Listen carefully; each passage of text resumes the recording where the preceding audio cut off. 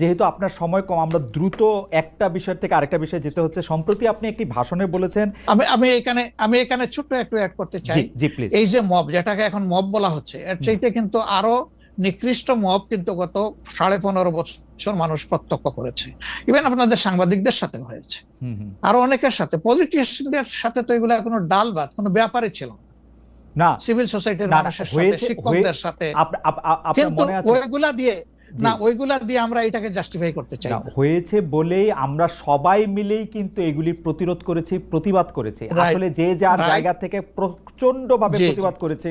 আমার মনে আছে ডয়েচে ভেলেতে থাকতে আমি একবার শেখ হাসিনার নাম করে এতবার বলতেছিলাম যে কেন তিনি এটি করবেন, কেন তার এটি সমালোচনা করা যাবে না, এবং কেন তার এটা, মানে আমার মনে আছে যে মানে আমার সাংবাদিকতায় আমি কোনো সময় অ্যাক্টিভিজম করতে চাই না বা অ্যাক্টিভিজমের জায়গা থেকে, কিন্তু এইগুলির প্রতিবাদ আমরা সবাই মিলেই আসলে করেছিলাম, যে যার অবস্থান থেকে। এখনো আমাদেরকে করতে হবে, কিন্তু এখনো যদি আমরা সেই জায়গার মধ্যেই থাকি এবং কেউ কেউ আমরা এটা বলি যে তারা করেছে সেজন্য এটা ঠিক আছে, সেইটার ব্যাপারে আপনার কাছে বিচার দিতে চাইছি। প্রশ্নই ওঠে না, এটাকে সাপোর্ট করা যাবে না। আরেকজন অন্যায় করেছে তাই আমি আরেকটা অন্যায় করবো, এটা চলবে না। আর তাইলে আমরা ভালোর দিকে আগাবো কিভাবে? অ্যাবসলিউটলি আমরা তো আগাতে পারবো না। আপনি সম্প্রতি এক ভাষণে বলেছেন, আরেকটা প্রসঙ্গে যাই, যে সেই গণতন্ত্র হালাল যার মাধ্যমে আল্লাহর বিধান কায়েম করা যাবে, বুলেট নয় ব্যালটের মাধ্যমে যেতে হবে। এটা আপনি বলেছেন হাদিসের রেফারেন্স দিয়ে। আপনার এই বক্তব্যের প্রতিবাদ করেছেন মুফতি ডক্টর সায়েদ মোহাম্মদ এনায়েতুল্লাহ আব্বাসী সিদ্দিকী। রোববার ফেসবুক এক পোস্টে দাবি করেছেন যে তিনি হাদিসের সুস্পষ্ট অপব্যাখ্যা করেছেন। আপনি এক লাইনে আবার একটু ব্যাখ্যা দিবেন কিনা? না, আমি হাদিসের দেই নাই। আমি বলেছি যে ডেমোক্রেটিক যে প্রসেসটা, এটা রাসূল করিম সাল্লাল্লাহু আলাইহি সাল্লামের পরে যারা রাষ্ট্র পরিচালনা করেছেন খোলাফায়ে রাশিদিন, তাদের সময় ছিল। এবং এটা বাস্তবতা, আমরা সবাই জানি। হযরতে ওমর খুতবা দিতে দাঁড়াইছেন, সাধারণ মুসল্লি বলছে আমি আপনার খুতবা শুনবো না। কেন শুনবেন না? ওই যে আমরা কুশাগার থেকে কাপড় পাইলাম, আমার কাপড়ে লম্বা জামা হইলো না, আপনারটাই লম্বা জামা হইলো কেমনে? এই তো সেম কাপড় দেখতেছি। তখন তিনি তার ছেলে আব্দুল্লাহ ইবনে উমরকে বলেছিলেন, বাবা তুমি এবার জবাব দাও।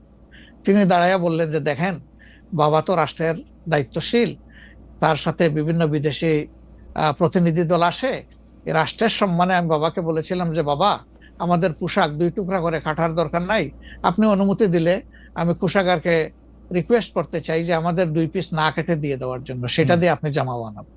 তো আমার বাবা এবং আমার 2 পিস মিলে উনার 1 পিস হয়েছে, এবং তাই উনার জামা লম্বা। তো লোকটা বসে আল্লাহ শুকরিয়া আদায় করে বললেন যে খলিফাতুল মুসলিমিন, এবার আপনি আপনার খুতবা দেন, আমি শুনবো, মন ভরে শুনবো।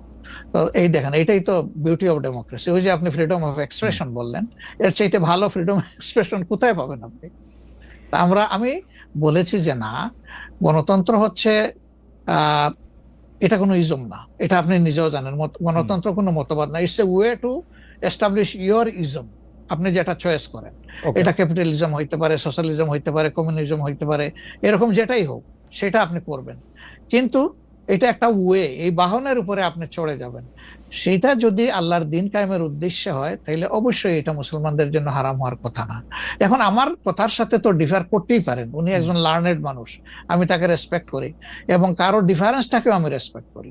কারণ এটা না হলে তো আপনার ফ্রিডম অফ এক্সপ্রেশন থাকবে না, এবং মাল্টিকালচারাল সোসাইটিও বিল্ড আপ করা সম্ভব হবে না। আচ্ছা, অ্যাবসলিউটলি ফাইন। আচ্ছা, আপনি শুক্রবার একটা দলীয় কর্মসূচিতে বলছেন যে দিন কায়েমের চেষ্টা বা প্রচেষ্টা ঐচ্ছিক নয়, মুমিনের উপর ফরজ। আরবার আপনাদের দীর্ঘদিনের একটা স্লোগান হচ্ছে এরকম, আল্লাহর আইন চাই। এখন একটি নতুন প্রচারণা, মানে অনেক দলকেই ক্ষমতায় দেখাচ্ছে, মানে জামাত ইসলাম একটা নতুন প্রচারণা এরকম যে অনেক দলকেই ক্ষমতায় দেখা হয়েছে, জামাতকে একটিবার সুযোগ দেওয়া হোক, আপনারা যদি নির্বাচনে জিতে ক্ষমতায় যেতে পারেন তাহলে কি বর্তমান ব্যবস্থা পাল্টে কোরআন সুন্নাহ ভিত্তিক শাসন বা শরিয়া ব্যবস্থা চালু করবেন? আসলে দেখেন, কোরআন সুন্নাহ ভিত্তিক মানে অনুশাসন যেটা, এটার ব্যাপারে সমাজের পারসেপশনের ভিন্নতা আছে। আমাদের বাংলাদেশের যে সংবিধান আছে, এই সংবিধানের অনেকগুলা আর্টিকেল, অনেকগুলা ধারা উপধারা কোরআনের সেন্সের সাথে পুরোপুরি মিলে যায়, এটার সাথে কোনো ডিফারেন্স নাই। আবার কিছু কিছু ধারা আছে সেখানে কনফ্লিক্ট, কন্ট্রাডিকশন আছে। ওরকম পরিবেশ পরিস্থিতি যখন আসবে, জনগণের প্রত্যাশার আলোকে এটা মানে সবার সাথে ইন্টারেক্টিভ হয়, সবাইকে সাথে নিয়েই ইনশাআল্লাহ ভালো জিনিসগুলোকে আমরা ইনপুট দেবো আল্লাহ চাই।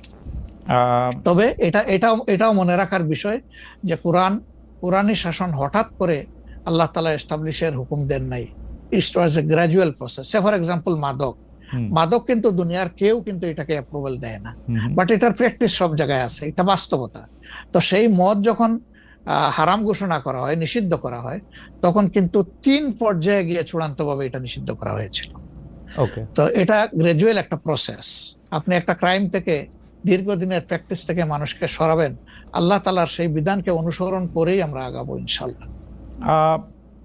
5 আগস্টের পর থেকে বিএনপির পক্ষ থেকে যেহেতু জাতীয় নির্বাচনের দাবি জানানো হয়েছিল, এটা নিয়ে অনেক তাদেরকে রঙ্গব্যঙ্গ করা হয়েছে। জামায়াতে ইসলামী মাঝামাঝি থেকে ফেব্রুয়ারি ইলেকশনের কথাও বলেছে, রোজার পরেও ইলেকশনের কথা বলেছে, রোজার আগেও ইলেকশনের কথা বলেছে, কিন্তু আমরা দেখতে পাচ্ছি জামায়াতে ইসলামী 300 আসনে প্রার্থী ঘোষণা করে ফেলেছে। আপনারা যদি পরে কোনো রাজনৈতিক জোট করেন বা পরে যদি কোনো ধরনের রাজনৈতিক সমঝোতার মাধ্যমে জাতীয় সরকারের একটা আবহ তৈরি হয়, তাহলে কি হবে? আপনারা এখনই জোট ঘোষণা করে ফেলেছেন, সেটা কেমন হলো? আলহামদুলিল্লাহ, এটা আমাদের সাথে যাদের ইন্টারেকশন আছে তারা সবাই জানেন।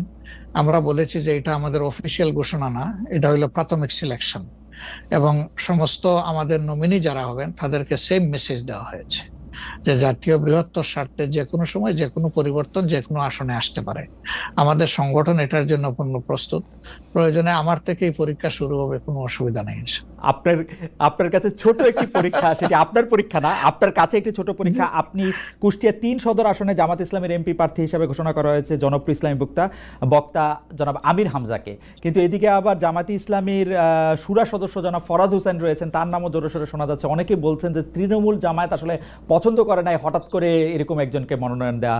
এই বিষয়টাকে আসলে আপনি কিভাবে দেখেন? শুধু জনপ্রিয়তার জন্য না, নট দ্যাট। আমরা যখন কোনো জায়গায় নমিনি সিলেকশন করি তখন 2টা জিনিস আমরা বিবেচনায় নেই। একটা হলো যে এই নমিনির ব্যাপারে স্থানীয় সংগঠনের যারা নেতাকর্মী আছেন তাদের দৃষ্টিভঙ্গি কি, 2 নম্বর হচ্ছে জনগণের দৃষ্টিভঙ্গি কি। এই 2টা বিষয়কে আমরা বিবেচনায় নিয়েই প্রার্থী সিলেকশন করি। এবং এটা যেগুলো শুনতেছেন, অনেক সময় আমাদেরকে অতি ভালোবাসেন যারা, ওই যে আপনি একবার আমাকে জিজ্ঞেস করলেন যে আপনাদের ব্যাপারে এত বিরোধিতা করে কেন, আমি বলছিলাম যে তারা অত ভালোবাসে তো অনেক বেশি, এই জন্য আমাদেরকে নিয়ে কসলাইতে হবে। জনাব আমির হামজার বিরুদ্ধে যে দুটি বক্তব্য বেশি সামনে আসছে, তিনি একবার বলেছিলেন যে তার 14 গোষ্ঠী সবাই আওয়ামী লীগ করেন। 2 নম্বর হচ্ছে যে এই জুন মাসেও জনাব আমির হামজা নিজ এলাকায় মোটরসাইকেল শোডাউন করেছেন, যেই শোডাউনের রাজনীতি অ্যাপারেন্টলি আপনারা উৎসাহ দেন না, কিন্তু তাকে এটি করতে দেখা যাচ্ছে। হ্যাঁ, আমরা তার দৃষ্টি আকর্ষণ করেছি। ওকে, আমরা এই ব্যাপারে দৃষ্টি আকর্ষণ করেছি যে পাবলিক ইনকনভিনিয়েন্স হয় এমন কোনো কাজ আমরা করব না, যত দূর সম্ভব এটা আমরা অ্যাভয়েড করে চলবো। এটা আচ্ছা, আমরা আরেকটা প্রসঙ্গে আসি যে লন্ডনে ডক্টর মোহাম্মদ ইউনূস এবং জনাব তারেক রহমানের বৈঠকের পর যৌথ বিবৃতির প্রসঙ্গে জামায়াতে ইসলামী একটা শক্ত অবস্থান নিয়েছে। তারা বলেছে যে বৈঠককে তারা স্বাগত জানিয়েছেন, কিন্তু যৌথ বিবৃতিটা তারা পছন্দ করেন নাই। এই কারণে জাতীয় ঐক্যমত্য কমিশনে তাদের অংশগ্রহণও তারা একদিনের জন্য বয়কট করেছেন, মানে আপনারা বয়কট করেছেন। পরে আবার ডক্টর মোহাম্মদ ইউনূস আপনাকে ফোন করেন এবং সেই টেলিফোনের পরে আপনি ডক্টর মোহাম্মদ ইউনূস টেলিফোনে কি বলেছিলেন আপনাকে, সেটাকে আমাদের একটু বলা যাবে? না, উনি আসলে সেখানকার পরিবেশটাই তুলে ধরেছেন সামগ্রিকভাবে যে কেন উনি এটা করতে গেলেন।